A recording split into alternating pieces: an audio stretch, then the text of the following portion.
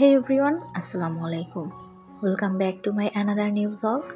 আশা করছি যে যেখান থেকে আমার ভিডিওটি দেখছেন সবাই আল্লাহর রহমতে ভালো ও সুস্থ আছেন। আলহামদুলিল্লাহ, আমরাও খুব ভালো আছি। অন্যান্য সকল দিনের মতো সেদিনের শুরুটাও খুবই শান্ত এবং স্বাভাবিক ছিল। সঠিক সময়ে ঘুম ভেঙে গেলেও ছুটির দিন হওয়ায় আলসেমি করে আরও কিছুক্ষণ শুয়েছিলাম। তারপর হঠাৎ করেই মনে হচ্ছিল আমার বিছানাটা কাঁপছে।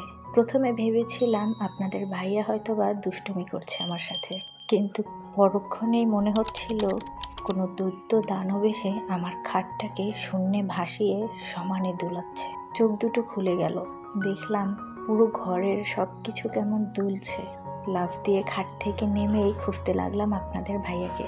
ততক্ষণে সোজা হয়ে দাঁড়ানো যাচ্ছিল না, পুরো বাড়িটাই যেন ভাসমান নৌকার মতো বাতাসে দুলছিল।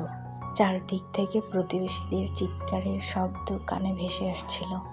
এক মুহূর্তের জন্য মনে হয়েছিল আজই হয়তোবা জীবনের শেষ দিন।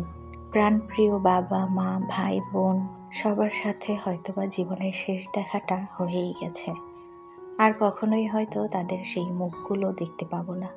ঠিক এমন একটা ভয়ঙ্কর মুহূর্তে কি করব, কি করা উচিত সেসব কিছুই যেন বুঝে আসছিল। শুধু আল্লাহকে স্মরণ করছিলাম আর দুজনকে আঁকড়ে ধরেছিলাম।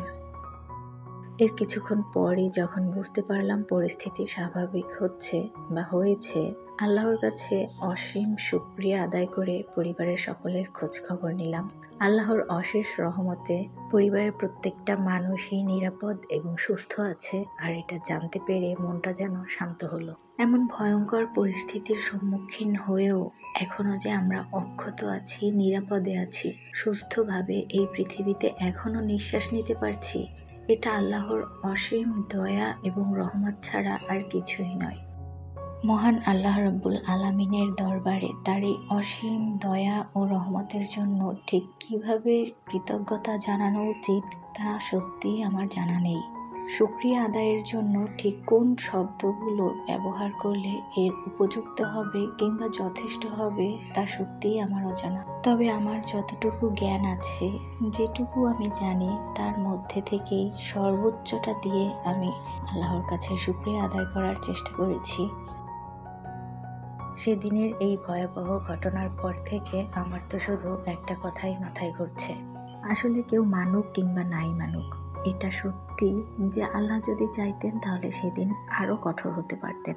আর তিনি যদি আর একটু কঠোর হতেন তাহলে হয়তো আমি এবং এই দেশের অনেকেই আজ এই পৃথিবীর বুকে থাকতাম।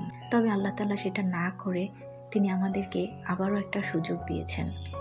মৃত্যুর দ্বার থেকে তিনি আমাদেরকে নতুন জীবন দিয়ে ফেরত পাঠিয়েছেন, যেন আমরা পেছনের সমস্ত ভুল ত্রুটি অন্যায় অপরাধগুলোকে ভুলে গিয়ে আল্লাহর কাছে তাওবা করে দিনের পথে ফেরত আসতে পারি, আল্লাহর নূরের আলোয় জীবনটাকে সাজিয়ে আলোকিত করতে পারি এবং এই নতুন জীবনটাকে সুন্দর করে সাজিয়ে গুছিয়ে ঈমানের সাথে বাঁচতে পারি।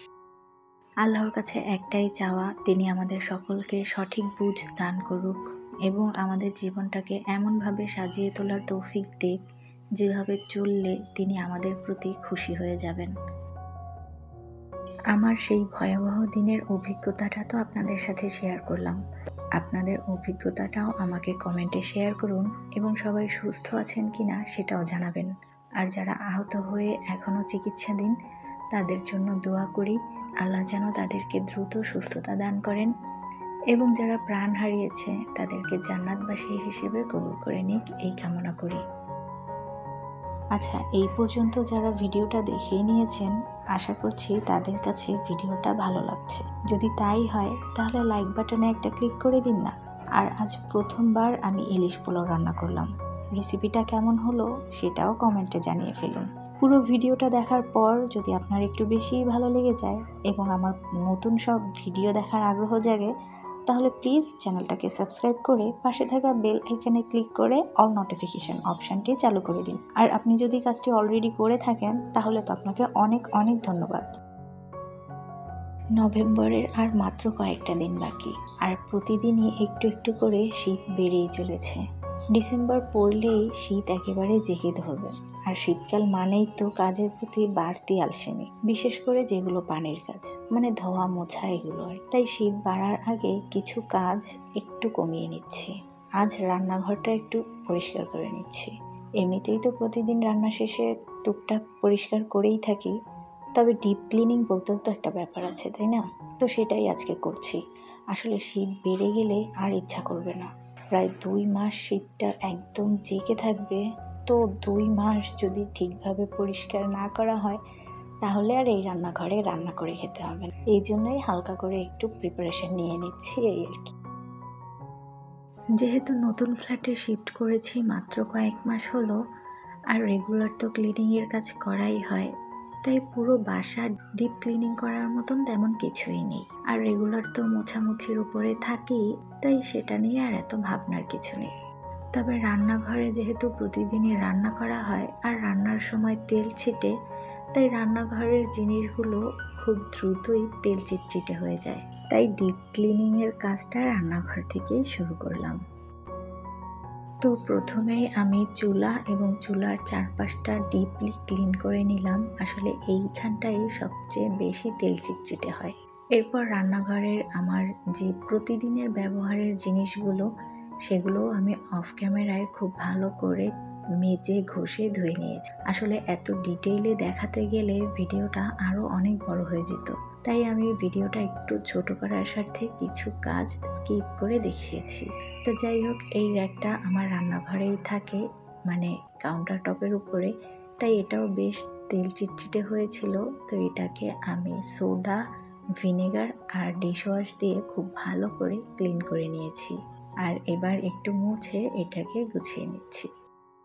এই শেলফটাতে তেমন কিছুই থাকে না, আবার অনেক প্রয়োজনীয় জিনিস এখানে থাকে।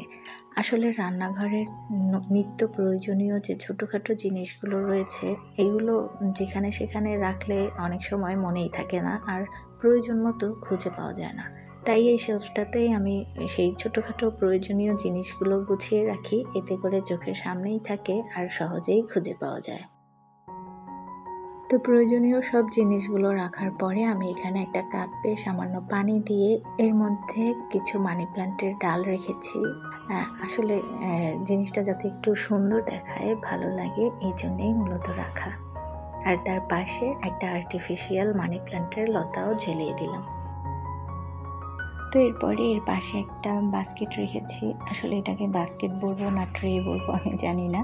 তো যাই হোক, এটার মধ্যে আমার চপিং বোর্ড সহ অন্যান্য কিছু প্রয়োজনীয় জিনিস রেখেছি। সেই সাথে আমার হাজব্যান্ডের যে লাঞ্চ বক্স, সেটাও এখানে রেখেছি। এটা যেহেতু প্রতিদিনই প্রয়োজন আর সকালবেলায় এটা লাগে, তাই হাতের কাছেই রেখেছি।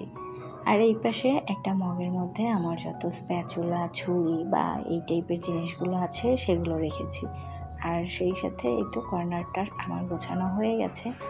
আসলে আমার কিচেনটা একদম সিম্পল। আমার ইচ্ছা আছে যে এটাকে আমি একটু মডিফাই করে নিজের মতো করে সাজিয়ে নেব, তবে তার জন্য একটু সময় লাগছে। তো যখন সেটা করব তখন নিশ্চয়ই আপনাদের সাথে শেয়ার করব। তো রান্নাঘরের কাজ শেষ করে ফ্রেশ হয়ে লাঞ্চ করতে বসে পড়লাম। আর প্রথমবারের মতো আজ ইলিশ পোলাও রান্না করেছি, তাই খাওয়ার জন্য তো আমি খুবই এক্সাইটেড। আর আলহামদুলিল্লাহ, রান্নাটা অনেক মজা হয়েছিল, আপনাদের ভাইয়ের কাছেও খুব ভালো লেগেছে। আর কথা বাড়াবো না, সকলের সুস্থতা কামনা করে আজকের মতো এখানেই বিদায় নিয়ে নিচ্ছি। আল্লাহ হাফেজ।